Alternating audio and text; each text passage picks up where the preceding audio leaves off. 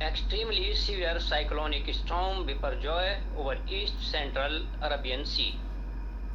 मशरिक़ वस्ता बहरा अरब में इंतहाई शदीद समंदरी तूफ़ान बिपरजॉय। दोस्तों, मैं नईम यूसुफ हूँ और आप साइक्लोन बिपरजॉय की तफसीलात, इसके असरात और इसके बचाव सेफ्टी से मुतालिक मेरा वीलॉग मेरे YouTube channel safety with Naeem Yusuf, Facebook wall, Insta और ट्विटर पर देख रहे हैं। दोस्तों, बहरा अरब में मौजूद बिपरजॉय नामी समंदरी तूफ़ान अब इंतहाई शदीद साइक्लोन में तब्दील हो गया है और इसका रुख बदस्तूर पाकिस्तान और इंडिया के साहिली इलाकों की जानिब है। बिपरजॉय का मतलब क्या है? दोस्तों, साइक्लोन का नाम बिपरजॉय बांग्लादेश की जानिब से रखा गया है, जिसका बंगाली में मतलब तबाही या कुदरती आफत के है। अब आपको मैं बताऊं कि बिपरजॉय से क्या नुकसानात हो सकते हैं।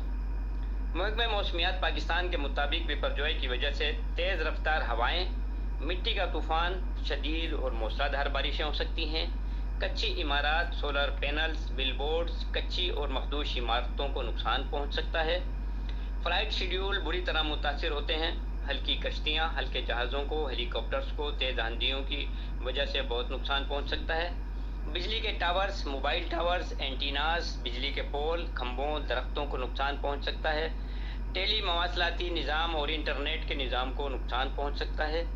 नशेबी इलाकों में, साहिली इलाकों में रहने वाले लोगों को हिफाजती इक़दाम न करने की बिना पर शदीद नुकसान पहुंच सकते हैं। खड़ी और तैयार फसलों को शदीद तरीन नुकसान पहुंच सकता है। शदीद बारिशों से नशेबी इलाकों, अंडरपासिस, काउजवेज यानी नदी नालों के दरमियान से जो रास्ते गुजरते हैं, उन रास्तों में पानी भर जाने की वजह से शदीद नुकसान हो सकते हैं। शदीद बारिशों के नतीजे में सैलाबी सूरत हाल से सीवरेज सिस्टम बैठ जाता है। पानी की तरसील करने वाले water booster system, pumping station को नुकसान पहुंच सकता है। दोस्तों, यहाँ मैं आपको ये बात बताना ज़रूरी समझता हूँ कि 2023 बिपरजॉय समुद्री तूफ़ान 1999 में आने वाले समुद्री तूफ़ान का एक्शन रिप्ले है, क्योंकि ये तूफ़ान भी इसी रूट पर सफ़र कर रहा है और इस वक्त इसकी रफ्तार भी वही है जो कि 1999 में साइक्लोन की थी। बिपरजॉय को भी तकरीबन इसी मुकाम पर वजूद में आया है जहाँ 1999 में आने वाला तूफ़ान वजूद में आया था। 1999 में आने वाले तूफ़ान की वजह से इस वक्त अक़वाम मुत्तहिदा की रिपोर्ट के मुताबिक 189 लोग हलाक हुए थे, 150 लापता हुए थे, 1,38,000 घर तबाह हुए थे, 2,56,000 एकड़ ज़रई ज़मीनें तबाह हुई थी। दोस्तों, महकमा मौसमियात ने आज 12 जून 2023 को इस समंदरी तूफ़ान बिपरजॉय से मुताल्लिक 13वां अलर्ट जारी किया है, जिसके मुताबिक इम्कान है कि बहरा अरब में ये समंदरी तूफ़ान 14 जून की सुबह तक शुमाल की सिमत में चलता रहेगा, जिसके बाद ये शुमाल मशरिक़ की जानिब मुड़ेगा और 15 जून को पाकिस्तान में केटी बंदर और इंडिया में गुजरात के साहिल से गुजरेगा। महकमा मौसमियात पाकिस्तान के मुताबिक इस तूफ़ान की मुमकिना आमद के साथ ही सिंध के जनूब मशरिक़ी इलाकों में तेज़ हवाओं और तूफ़ानी बारिशों का इम्कान है, जबकि 13 से 17 जून तक ठट्टा या सजावल, बदीन, थरपारकर, मीरपुर खास और उमरकोट के अजला में 100 किलोमीटर फ़ी घंटा की रफ्तार तक की तेज़ हवाएं चल सकती हैं। नेशनल डिज़ास्टर मैनेजमेंट पाकिस्तान के मुताबिक इस तूफ़ान के बाइस कराची में 100 मिलीमीटर से ज़्यादा, जबकि सजावल, बदीन और ठट्टा में 300 से 400 मिलीमीटर शदीद बारिश का इम्कान हो सकता है। इसके अलावा 13 जून की शाम से जनूबी और जनूब मशरक़ी सिंध के दीगर इलाकों बशमूल थरपारकर और मीरपुर खास में गरज, चमक और तेज़ आंधी के साथ शदीद बारिश हो सकती है, जिसके बाइस साहिली इलाकों में अर्बन फ्लडिंग हो सकती है। 14 से 16 जून तक कराची, हैदराबाद, टंडो मोहम्मद खान, टंडो अलायार, शहीद बेनज़ीराबाद और सांगड़ में भी बारिश और तेज़ हवाओं की पेशगोई है। दोस्तों, मौसमी अलर्ट के मुताबिक समुद्री तूफ़ान की वजह से मुल्क के बारह इलाकों में मगरबी हवाएं 14 जून से दाखिल होने की पेशगोई है, जिसके बाइस लाहौर, इस्लामाबाद, मरी, गलियात, रावलपिंडी, अटक, चकवाल, सियालकोट, गुजरांवाला, मंडी बहाउद्दीन और नारोवाल में आंधी और गरज चमक के साथ बारिश का इम्कान है। प्रोविंशियल डिज़ास्टर मैनेजमेंट अथॉरिटी के मुताबिक 15 سے 18 جون کے دوران ان اضلاع میں وقفے سے تیز ہواؤں، آندھی اور گرج چمک کے ساتھ بارش کی توقع ہے، جبکہ مری کے پہاڑی علاقوں میں لینڈ سلائیڈنگ کا بھی خطرہ ہے۔ دوستوں، سمندری طوفان کے دوران کی جانے والی احتیاطی تدابیر سے میں آپ کو آگاہ کر رہا ہوں، آپ ان کو اختیار کیجیے اپنی جان بچانے کے لیے، اپنے بچوں کی جان بچانے کے لیے۔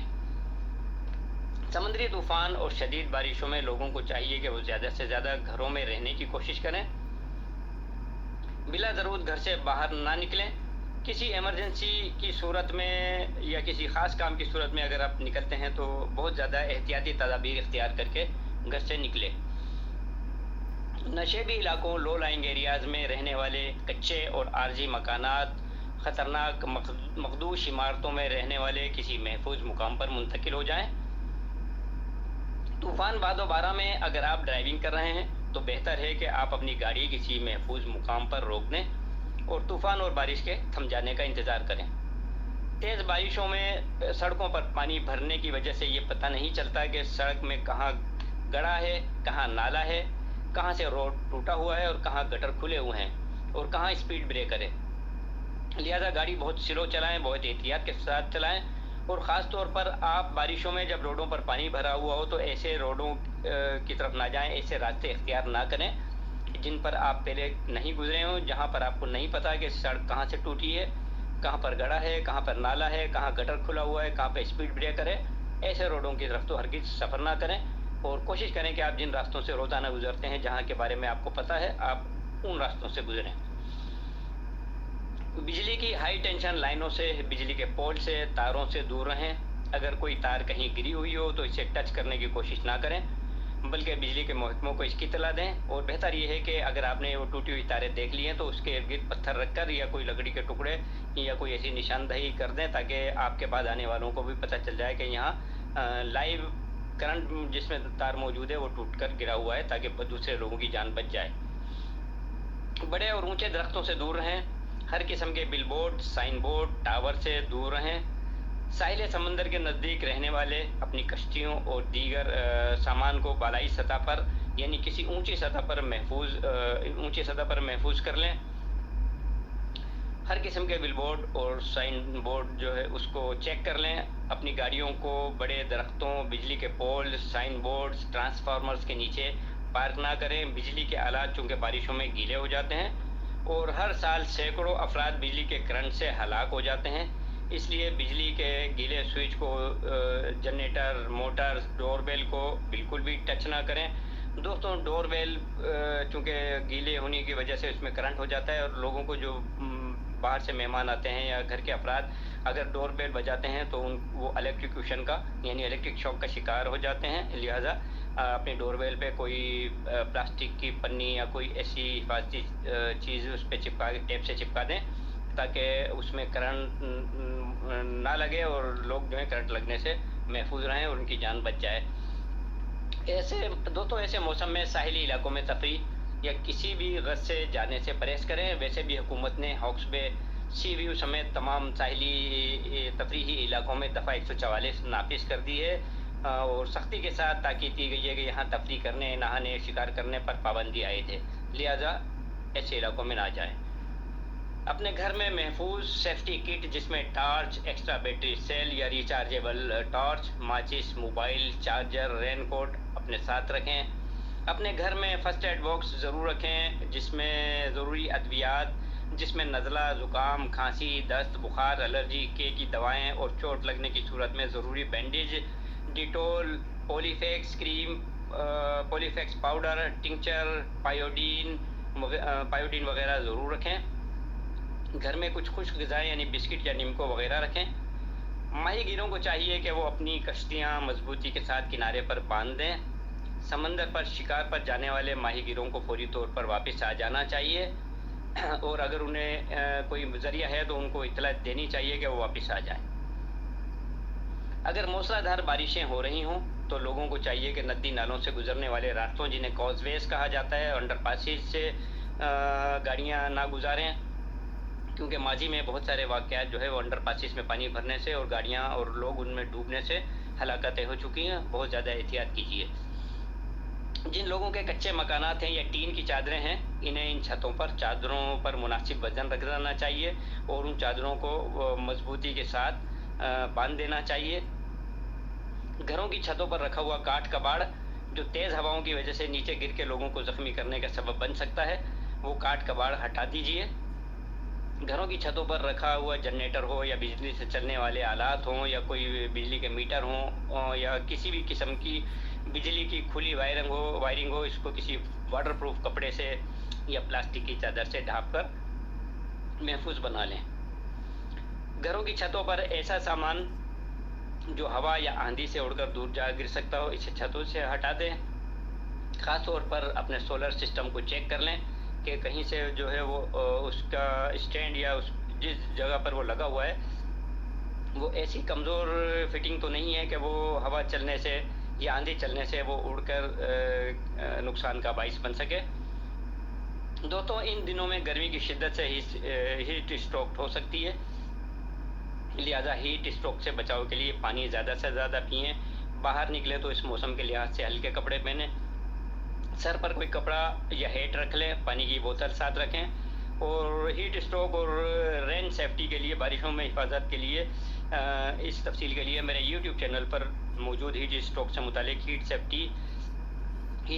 سیفٹی سے متعلق اور رین سیفٹی سے متعلق بہت سارے پروگرام موجود ہیں، وہ ضرور دیکھیے۔ دوستوں، قدرتی آفات کو آنے سے کوئی نہیں روک سکتا، لیکن احتیاطی تدابیر کو اختیار کرتے ہوئے اور بہترین ڈیزاسٹر مینجمنٹ سسٹم کے ہونے سے جانی اور مالی نقصانات کو کم سے کم ضرور کیا جا سکتا ہے۔ اس کی مثال دوستوں میں اس طرح سے دیتا ہوں کہ جس وقت میں جاپان ڈیزاسٹر مینجمنٹ کی ٹریننگ پر تھا، آئے دن زلزلوں کے خطرناک جھٹکے میں محسوس کرتا تھا، آئے دن وہاں پہ تیز ہوائیں چلتی تھیں، لیکن کوئی جانی و مالی نقصان نہیں ہوتا تھا۔ دوستوں، ایک اور مثال میں دوں کہ پاکستان میں آنے والا 2005 کا زلزلہ جس کی شدت ریکٹر اسکیل پر 7.6 تھی، اس میں 1 لاکھ سوا لاکھ سے زیادہ افراد ہلاک ہو گئے تھے، اور اس سے زیادہ شدت کا زلزلہ ابھی 6 فروری کو 7.8 ریکٹر اسکیل کی شدت کا زلزلہ ترکی میں آیا ہے، جس میں ہلاک ہونے والوں کی تعداد 50,000 سے بھی کم تھی۔ تو دوستوں، اویئرنیس بہت ضروری ہے۔ ڈیزاسٹر مینجمنٹ کی حکومتی سطح پر اور کمیونٹی کی سطح پر ٹریننگ بہت ضروری ہے، اویئرنیس اور آگاہی بہت ضروری ہے۔ قدرتی آفات کو آنے سے کوئی نہیں روک سکتا، لیکن اپنی تدبیر سے، اویئرنیس سے اور خطرات کو جاننے اور خطرات کا حادثات کی شدت کو کم سے کم ضرور انسان کر سکتا ہے۔ دوستوں، اپنے بچوں کا، اپنے فیملی کا، اپنے اہل خانہ کا، اپنے ارد گرد رہنے والوں کا بہت زیادہ خیال رکھیے گا۔ دعاؤں میں مجھے یاد رکھیے گا۔ پروگرام سے متعلق کوئی آپ کے ذہن میں سوال ہو تو مجھ سے ضرور کیجیے گا۔ دعاؤں میں مجھے یاد رکھیے گا۔ اللہ نگہبان۔